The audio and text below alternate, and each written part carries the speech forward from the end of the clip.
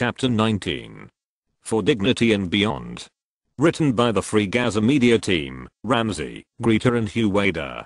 The successful initial voyage of SS Free Gaza / Dimitris K and SS Liberty / Aegeus Nikolaos marked only the beginning of several fruitful voyages from Cyprus to Gaza and back. The second breaking of the siege, the Dignity's maiden voyage. On October 28, 2008, we made our second voyage to Gaza, this time aboard the Dignity, a new ship, better able to make the journey in the rough winter weather. Although Israeli warships trailed our small ship, when we approached Gaza, they did not attempt to use force against us, and we were able to once again break through their blockade. Aboard the Dignity were 27 doctors, lawyers, journalists, and human rights workers, representing 12 different countries. The passengers included Palestinian legislator Mustafa Barghouti, Nobel laureate Merad Maguire, and Italian opera singer Joe Fallaci, who gave Gaza's first ever opera concert. The passengers also included Ko Mbutali, a renowned human rights worker who stayed on as the first Free Gaza coordinator working alongside the Palestinian NGO Network and the Popular Committee Against the Siege, our partner organizations inside Gaza.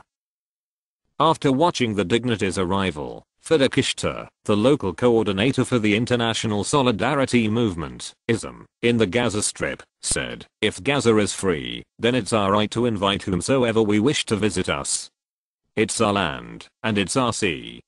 Now more groups must come, not only by sea, but also the crossings at Erez and Rafah must be opened as well." This second breaking of the siege means a lot, actually. It's the second time in 2 months that people have come to Gaza without Israel's permission, and that tells us that Gaza will be free. The third breaking of the siege, parliamentary delegation. In November 2008, the Dignity made its second successful voyage to Gaza, carrying 24 passengers. On this voyage, the Free Gaza movement joined with the European campaign to end the siege, to bring over a ton of medical supplies to Gaza, accompanied by 11 past and current European parliamentarians from England, Ireland, Scotland, Wales, Italy, and Switzerland, including the Baroness Jenny Tonge, Lord Nazir Ahmed, and Claire Short, the former British Secretary for International Development. They were part of a much larger group of 53 European parliamentarians who had been denied entry to the Gaza Strip earlier in November. Journalists from Al Jazeera, Haaretz and The Independent, UK newspaper, were also on board for a 3-day fact-finding tour of the Gaza Strip. The passengers also included Eva Bartlett, a Canadian activist who remained in Gaza to increase the number of international human rights workers there. In addition to delivering medicines, the parliamentarians toured hospitals, schools, agricultural centers, and Gaza's power plant, as well as meeting with their counterparts in the Palestinian legislature. The Dignity left Gaza on the 10th of November carrying an additional 8 Palestinians for the return journey, including the Secretary for the Independent Union for the Labor Leagues in Gaza. He came aboard the Dignity to speak to syndicates and university students in Spain and encourage them to participate in breaking the siege on Gaza. Also on board was an elderly Palestinian couple. After suffering from a stroke in 2007, the husband was not allowed out for treatment through either Rafah or Erez. The couple had not seen their children since the siege began in 2006. "We are thankful that we were able to deliver these badly needed medical supplies," said Dr. Arafat Shawkri, chair of the European campaign to end the siege. However, the unfortunate truth is that these supplies are only symbolic. Until the siege ends once and for all, innocent people will continue to unnecessarily suffer and even die. The fourth breaking of the siege, the student delegation. On December 8, 2008, the Free Gaza movement sent in a students' delegation, headed by Professors Mike Cushman and Jonathan Rosen, head of the London School of Economics and the British Committee for Universities for Palestine, BRICUP. The delegation toured schools and universities in Gaza to assess the impact of the siege on education, and successfully brought out 11 Palestinian students who had been accepted to universities abroad, but were unable to exit Gaza because of the Israeli siege. They are just a handful of the over 700 Palestinian students who have visas to study at universities in Europe, but have been forbidden to leave by Israel and Egypt. Another example of the collective punishment on the civilian population of Gaza. According to Rosenhead and Cushman, as academics, we are particularly pleased to be traveling on the Dignity on this mission, to enable at least some of the hundreds of students trapped in Gaza by the Israeli siege to get out and take up their places at universities round the world. This siege is an affront to any idea of academic freedom or human rights. How can anyone justify preventing young people from fulfilling their potential and learning how to serve their community more fully? Also on board the Dignity on this voyage was a British surgeon, Dr. Sonia Robbins, traveling to Gaza to volunteer in local hospitals.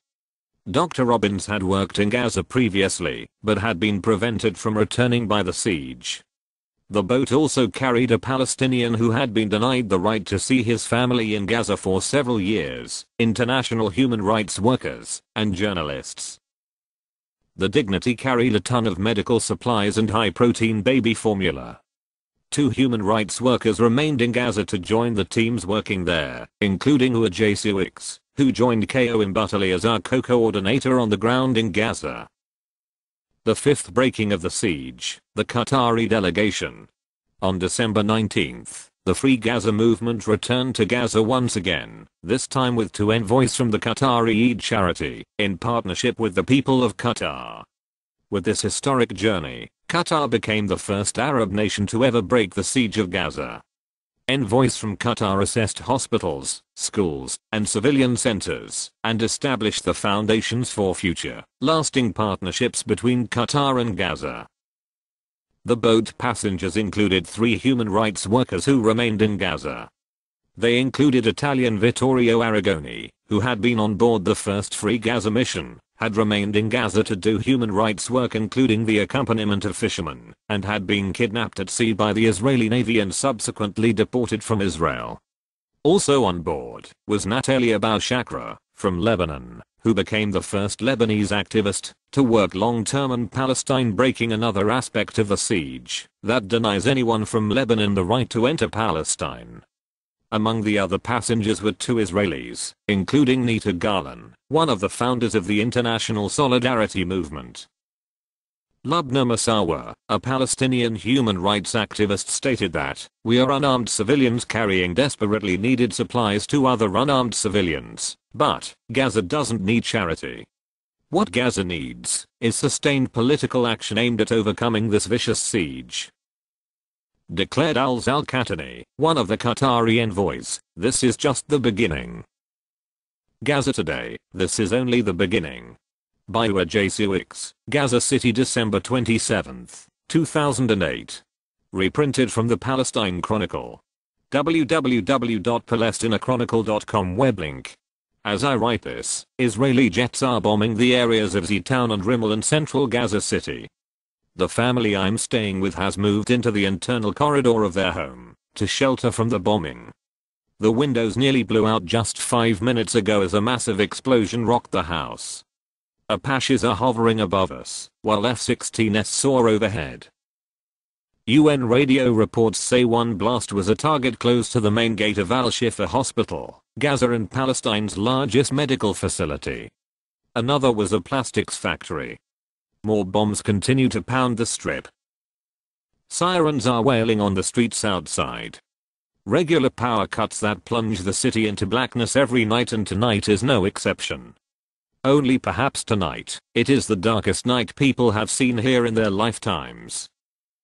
Over 220 people have been killed, and over 400 injured through attacks that shocked the strip in the space of 15 minutes. Hospitals are overloaded and unable to cope. These attacks come on top of existing conditions of humanitarian crisis, a lack of medicine, bread, flour, gas, electricity, fuel, and freedom of movement. Doctors at Shifa had to scramble together 10 makeshift operating theaters to deal with the wounded. The hospital's maternity ward had to transform their operating room into an emergency theater. Shifa only had 12 beds in their intensive care unit. They had to make space for 27 today. There is a shortage of medicine. Over 105 key items are not in stock, and blood and spare generator parts are desperately needed. Al-Shifa's main generator is the life support machine of the entire hospital. It's the apparatus keeping the ventilators and monitors and lights turned on that keep people inside alive. And it doesn't have the spare parts it needs, despite the International Committee for the Red Cross urging Israel to allow it to transport them through the Erez checkpoint. Al-Shifa's head of casualty, Dr. Mayowi Abu Hassanieh, explained, "We had over 300 injured in under 30 minutes. There were people on the floor of the operating theater, in the reception area, and in the corridors. We were sending patients to other hospitals. Not even the most advanced hospital in the world could cope with this number of casualties in such a short space of time." And as IAF Chief of Staff Lieutenant General Gabi Ashkenazi said this morning, "This is only the beginning." But this isn't the beginning. This is an ongoing policy of collective punishment and killing with impunity practiced by Israel for decades. It has seen its most intensified level today. But the weight of dread, revenge, and isolation hangs thick over Gaza today. People are all asking if this is only the beginning, what the end will look like. 11:30 a.m. Alberto Aker, a Spanish journalist, and I had been on the border village of Siraj near Khan Younis in the south of the Strip. We had driven there at 8 a.m. with the mobile clinic of the Union of Palestinian Relief Committees.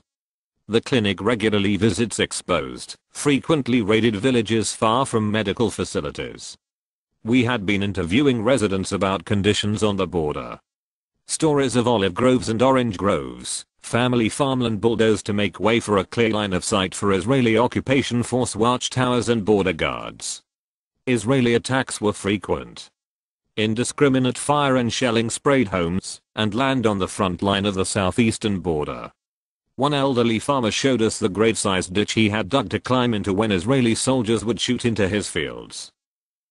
Alberto was interviewing a family that had survived an Israeli missile attack on their home last month. It had been a response to rocket fire from resistance fighters nearby. 4 fighters were killed in a field by the border. Israel had rained rockets and M16 fire back. The family, caught in the crossfire, never returned to their home. I was waiting for Alberto to return when ground-shaking thuds tilted us off our feet. This was the sound of surface-to-air missiles and F-16 bombs slamming into the Hamas police stations and army bases. They also bombed in Gaza City, in Dibala, Rafah, Khan Younis and Beit Hanan. We zoomed out of the village in our ambulance and onto the main road to Gaza City before jumping out to film the smoldering remains of a police station in Dibala, near Khan Younis. Its name, which means place of dates, sounds like the easy semi-slang way of saying, take care, Dibaluk. Eyewitnesses said 2 Israeli missiles had destroyed the station. One had soared through a children's playground and a busy fruit and vegetable market before impacting its target. Civilians dead. There was blood on a broken plastic yellow slide and a dead donkey with an upturned vegetable cart beside it. Aubergines and splattered blood covered the ground. A man began to explain, in broken English, what had happened. It was full here. 3 people. Dead and many injured. An elderly man with a white keffiyeh around his head threw his hands down to his blood-drenched trousers. Look. Look at this. Shame on all governments. Shame on Israel. Look how they kill us. They are killing us, and what does the world do? Where is the world when we are being killed here? Hell upon them. He was a market trader who was present during the attack. He began to pick up splattered tomatoes he had lost from his cart, picking them up jerkily and quickly putting them into plastic bags. Behind a small tile and brick building, a man with bloody legs was sitting against a wall. He couldn't get up and was sitting, visibly in pain and shock, trying to orient himself. The police station itself was a wreck, a mess of crisscrossed piles of concrete, broken floors upon floors. Smashed cars and a split palm tree blocked the road. We walked on, hurriedly, with everyone else, eyes skyward at 4 Apache helicopters, their trigger mechanisms supplied by the UK's Brighton-based EDM technologies. They were dropping smoky bright flares as a defense against any attempt at Palestinian missile retaliation. Turning down the road leading to the Dibala Civil Defense Force headquarters, we suddenly saw a rush of people streaming across the road. "They've been bombing twice. They've been bombing twice," shouted people.